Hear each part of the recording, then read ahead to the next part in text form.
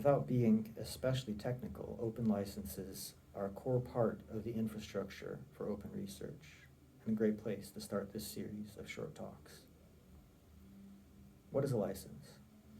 A license gives someone who doesn't have permission to do something permission to do it. Think of a fishing license or a driving license. Indeed, a patent is similar. If you apply for a patent and you're granted a patent, then you have permission to do things with your invention which no one else has permission to do. By the way, copyright is a little bit different. Contemporary copyright doesn't need to be applied for. It comes into existence right away when a copyrightable work is created.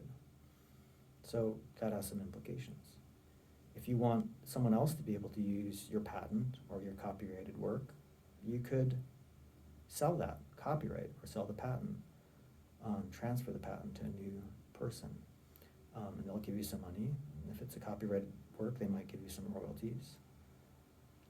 Or you could license the patent to them and say, you can use this, but you need to pay me. So open licenses are pretty different from those options. They give permission to anyone to use your work, whether it's a copyrighted work or patented work. So for example, you could say anyone can copy this work, and you can sell copies of the work, or you can create derived versions. That would typically come with some other requirements, though, on the people who are using your work. So for example, they might have to attribute you as the creator in the derived version. And they might have to release the work under the license that you chose to make it so that other people can build on your work.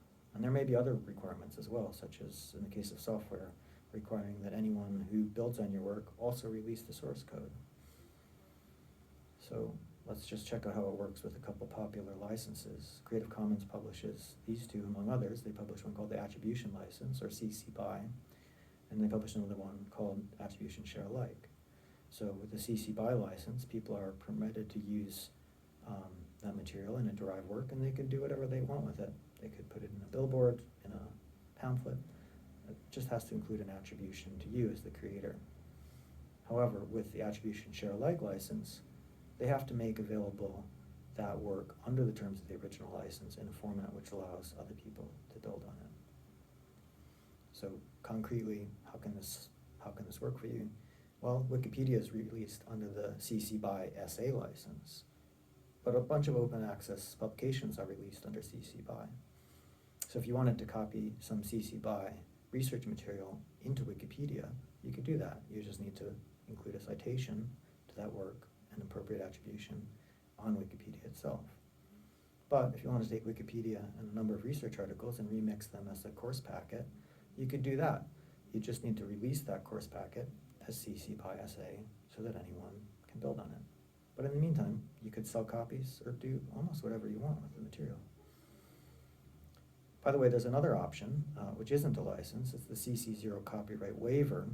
And this was introduced for those circumstances where even attribution isn't really required and might even be cumbersome.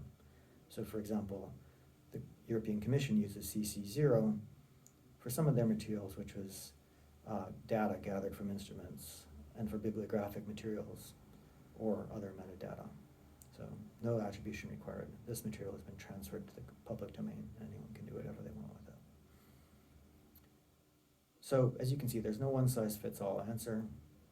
On the Creative Commons website, which is quite popular in open access publication, there's a convenient license chooser and really nice human-readable summaries for all the licenses that they use. So that's a great place to get started, even if you end up using another license. This one will give you a grasp on different kinds of requirements you might want to impose on your work for downstream use. And if you want a deeper dive into some of those topics, some of the different options and thinking around them, a book by Peter Suber called Open Access, which is itself an open access publication published by MIT Press, would be a great place to have a look. He makes a really important point. He says, contemporary open access goes beyond the price barrier to the permission barrier, allowing people to do stuff with your work. That's what open licensing achieves. But this other book, also published by MIT Press and also open access, open knowledge institutions, makes some other points about things that licenses aren't so great for, like ensuring that the people who build on your work actually have some diversity characteristics, for example. And I'll come back to some of those other topics in future talks. Here at Brooks, you can get some more advice on open access either on the website or by emailing the library team at openaccess@brooks.ac.uk.